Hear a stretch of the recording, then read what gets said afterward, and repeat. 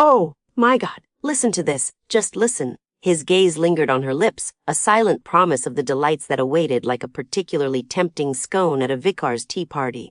That, my friends, is from While the Duke Was Sleeping by Samara Parish, and let me tell you, this book is the entire tea party. Scones, clotted cream, and a whole lot of jam.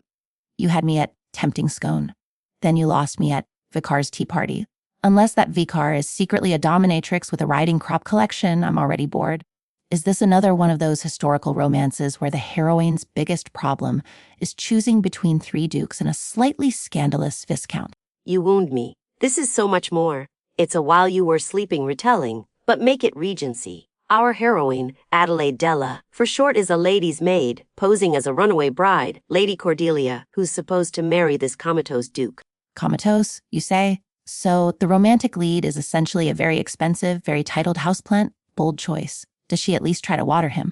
She tries to wake him. With smelling salts, loud music, even plucking his nose hairs. It's Weekend at Bernie's meets Bridgerton. And then, the Duke's brother, Rhett, shows up. He's the classic reformed rake, all smoldering looks and, well, let's just say the reviews mention a certain enthusiasm in his nether regions. Ah, the chronic twitching affliction, as one eloquent reviewer put it, a medical marvel, I'm sure. So, let me guess, she's pretending to be his brother's fiancé, he's falling for her, all while the actual fiancé is off probably eloping with a stable person with better prospects. You're surprisingly close.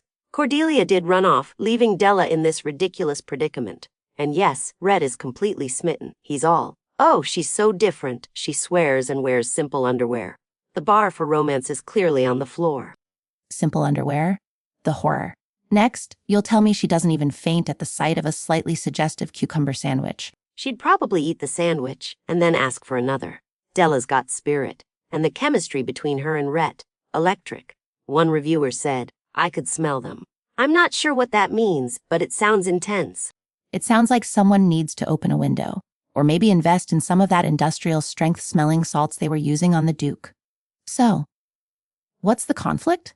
Besides the obvious, I'm not who you think I am, and your brother might wake up and ruin everything. Well, there's that. And there's Rhett's past. He's been burned before, so he's got trust issues. Plus, there's this slimy uncle lurking around who seems to have designs on Della. It's all very dramatic. A slimy uncle? Is he at least twirling a ridiculously long mustache? Because if you're going to be a villain, you need to commit to the aesthetic. I don't know about the mustache, but he's definitely up to no good.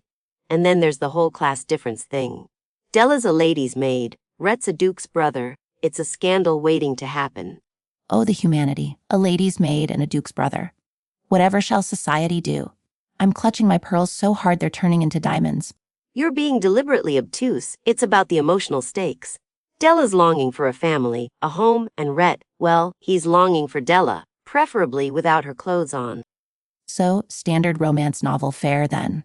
Boy meets girl, girl pretends to be someone else, boy's comatose brother is a convenient plot device, slimy uncle provides mild peril, and everyone lives happily ever after, presumably with a lot of very enthusiastic scone consumption. You're missing the point. It's funny. The attempts to wake the Duke are hilarious, the banter is sharp, and the Montgomery family is a delightful, chaotic mess. One reviewer said, Dukes seem to be just strewn about. Which, honestly, is a mood. Strewn about is certainly one way to describe it. I'm picturing a stately home littered with unconscious dukes, like discarded top hats after a particularly rowdy ball. Exactly. And the ending, well, some reviewers felt it was a bit rushed, but others loved the found family aspect. Della finally finds a place where she belongs.